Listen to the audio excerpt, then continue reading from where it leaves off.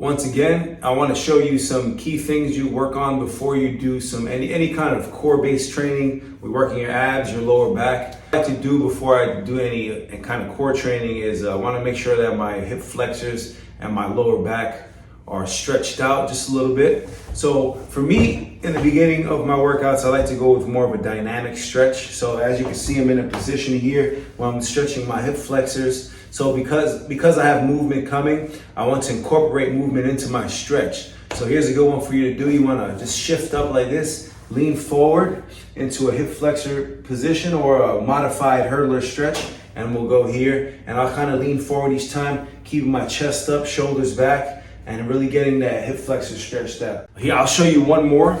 It's on your back. Again, lower back is going to be very important that you keep that loose before you start your abdominal training, because that's the one muscle that will get tight on you, especially if it's tight already. So I want to draw my knees up here, bring my arms to the side, press those hands on the ground, and we'll keep that head down, and we'll just do a windshield wiper there. So keeping my knees in that position. I want to bring my knees off as far to the side as possible. If I need to drop my feet down a bit or even drop it to the ground, I can go right here with that same thing. I'm going to loosen up those back muscles, also loosen up the obliques, and get your body prepared for the abdominal workout that's going to follow. So one more key component of our core training is your core stability. So one very important exercise that can determine that is your plank.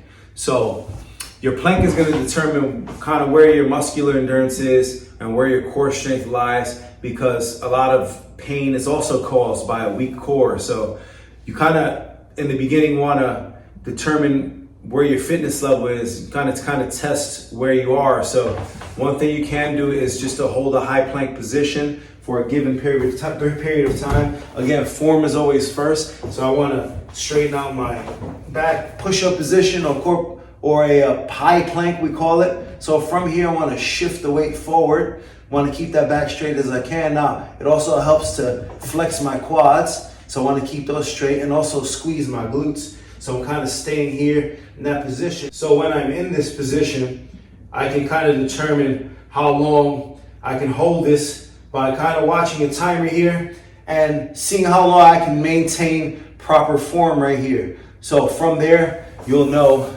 kind of roughly where you need to be. 30 seconds, a minute. We'll keep working on that and try to increase that time as we go along. Same thing with the low plank position on your forearms. You go in here, I'm shifting that weight forward. Once again, shoulders over the arms, keeping my quads flexed and my glutes tight. And I'm still determining where I want to be. So again, I want to hold that position with good form. So it's very important when you start a core training or any exercise training program that you leave your ego at the door. You choose exercises that are going to work best for you, and use the modifiers if you need to. We'll have plenty of modifications for exercises as we go along with the program. But I just wanted to put these key components in place for you guys, something you can follow before each of your core workouts. So allow this to be the preface to your workout program. So once again, this is Miguel, Punch Fitness Center, and I'll see you on the mat.